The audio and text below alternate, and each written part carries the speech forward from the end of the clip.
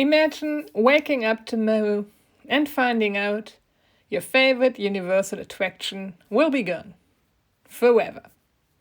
You will not be able to make a final ride, you have no second chance, just construction walls going up.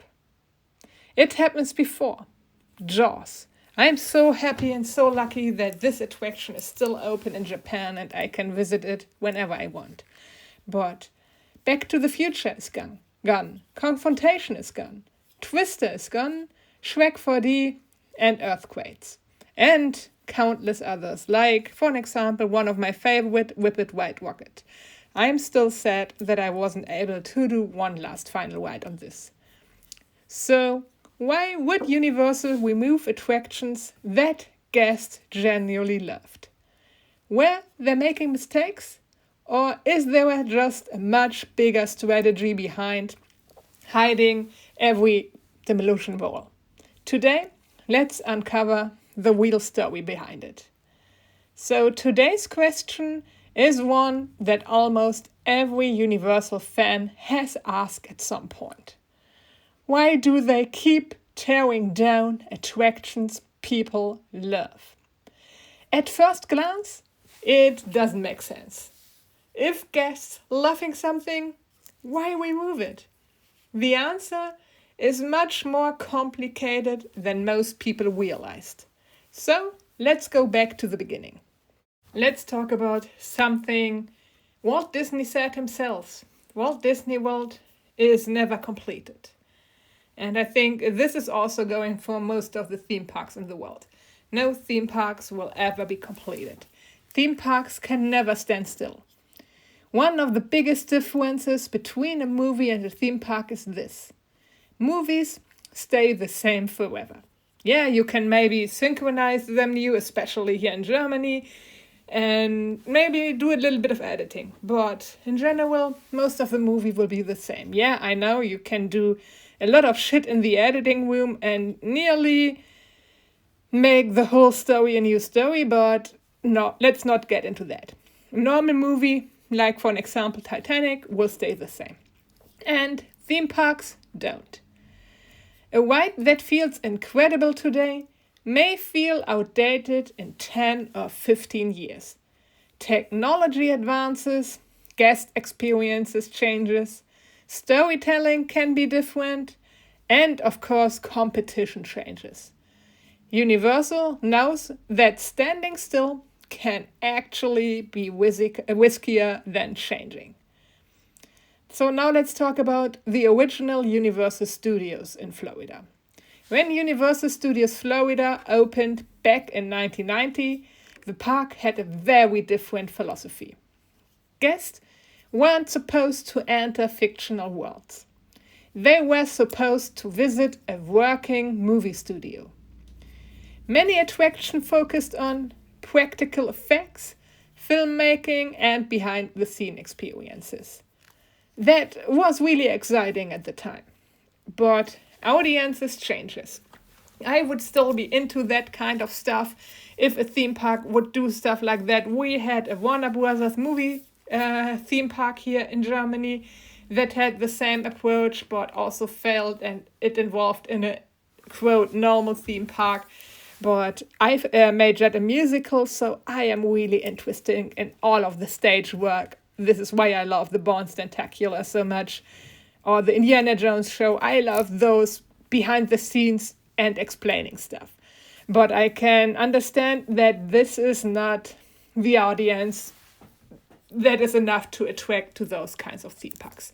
It would be nice, like Disney and Universal still have those shows. And I think this is a great mix-up. I can still watch my Bourne or Indiana Jones and have this feeling.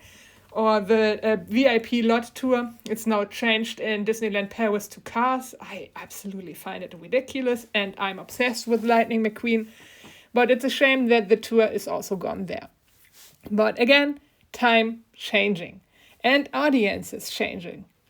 So guests wanted to live in the movies. And something fascinating happened. People stopped wanting to watch movie making. Only a few old dragons like me want to see stuff like that. They wanted to be inside the movies. Instead of learning how King Kong was created, they wanted to escape from him. Instead of seeing special effects, they wanted to become part of the adventure. Universal realized the future wasn't studios, it was immersion. And again, I think a lot of Universal fans, me included, are still into the backstage stuff. The stuff of how incredibly huge the King Kong animatronic is, or how many hairs on that thing. It's incredible. We can still immerse in those kinds of details, and every other guest can just have fun with the scenery and with the movie itself. I think it's a good balance. This is the reason why I want to be and do the VIP tour, to ask this poor little guide so many questions. I feel sorry in advance. So now let's talk about something really emotional. The end of Jaws, because I did it in Japan and I was so excited, I was so impressed, I just loved it. My Japanese is on a good level, but she was just talking way too fast. But it was still so cool. And the few demolitions hurt fans more than Jaws. It wasn't just a ride, I can guarantee you it. It is an experience. The burning boathouse, the exploding gas, the enormous shark, I love him. The skipper jokes. It had become legendary. I think it's comparable to Jungle Cruise in a more brutal way. So why remove it?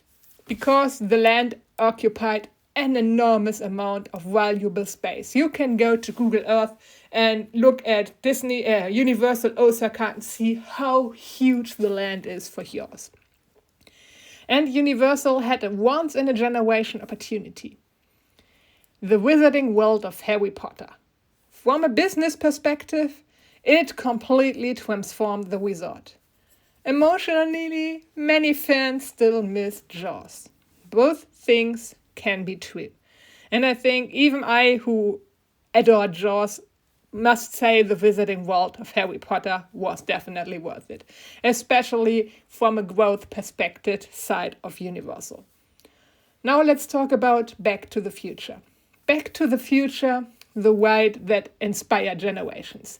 The DeLorean is still there from the attraction. I find it every time really funny that people are disappointed in how the DeLorean looked because they were thinking like a model from the films. I have a lot of geek friends, especially here in the north of Germany, that own their own DeLorean. With flux compensator inside of it that is officially licensed by Universal, so no issues there. And their DeLoreans look so amazing, and they're able to drive on the streets. And this DeLorean at the Universal Studios is from the attraction, something you should always keep in mind.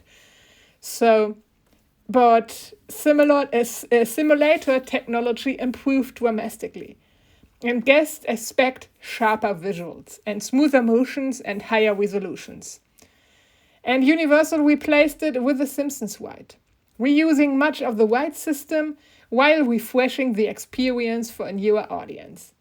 Some fans preferred the original. I've never been on it, but I definitely would because I am not a Simpson girl. And others embraced the change. I've been on it once, was so motion sick because it was the end of the day, and again, I didn't like it. Maybe I wouldn't have liked Back to the Future also because it would have made me motion sick, so I can't really tell you if it's good or not, but it is a reminder that nostalgia and progress often pull in different directions. Now let's talk about Kongfrontation. Kongfrontation wasn't just popular. It was ambitious, massive animatronics, huge sets, spectacular final, but attractions like this are also expensive to maintain. And as technology evolves, Universal has to ask difficult questions. Can we keep investing in this attraction? Or can this space create something that reaches a new generation of guests?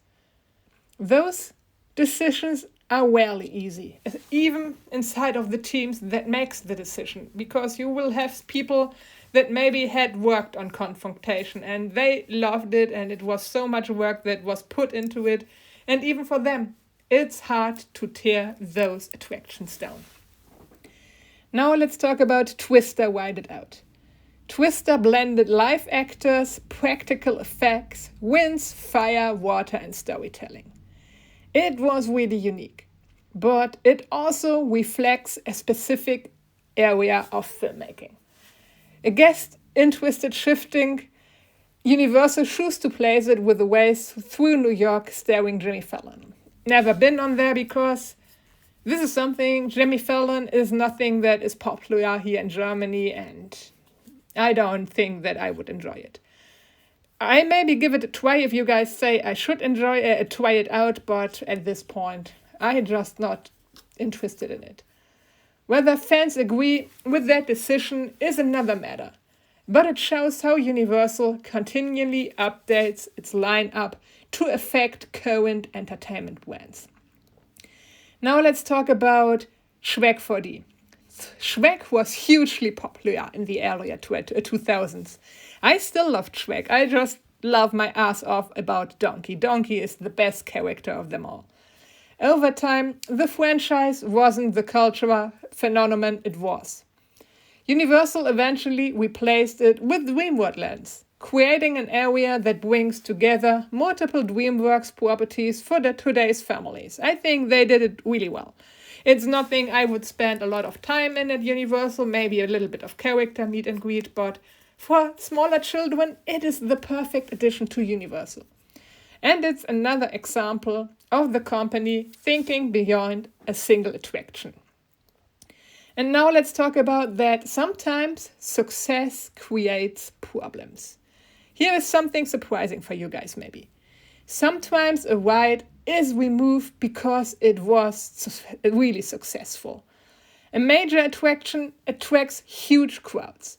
Huge crowds need larger queues, more restaurants, more merchandise, and better guest flows. Sometimes replacing one attraction with a larger, more efficient experience improves the overall park. And I think Rip It Ride Rocket was demolished not because of that problem. I think at the end, most of the time, it was just a walk-on.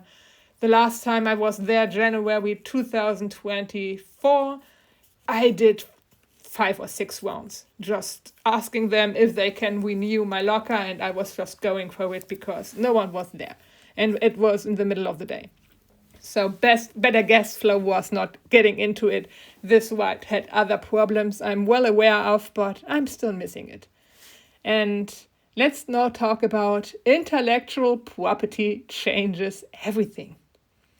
Modern Universal is built around recognizable stories, like Harry Potter, Jurassic Park, Nintendo, How to Train Your Dragon, and Minions. These franchises attract new generation of visitors. That doesn't mean original attractions weren't wonderful, but globally, recognized IP often has a broader appeal. And take Berg for an example. I would just fly from Germany to go back to Berg because I am so obsessed with this kind of land. It's amazing. Now let's talk about the economics of theme parks. Maintaining older attractions can become increasingly expensive. Mechanical systems age, replacement parts become harder to find, downtime increases, safety upgrades become more complex, and sometimes the cost of keeping an attraction running no longer makes long-term sense.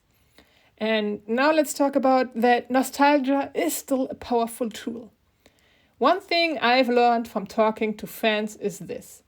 We don't just miss rides. We miss the memories attached to them. Our first trip, family vacations, friends and childhood. That's why these discussions become so emotional online.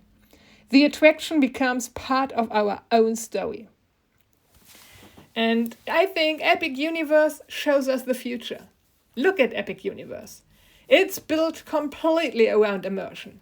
huge themed environments, advanced technology, next generation storytelling.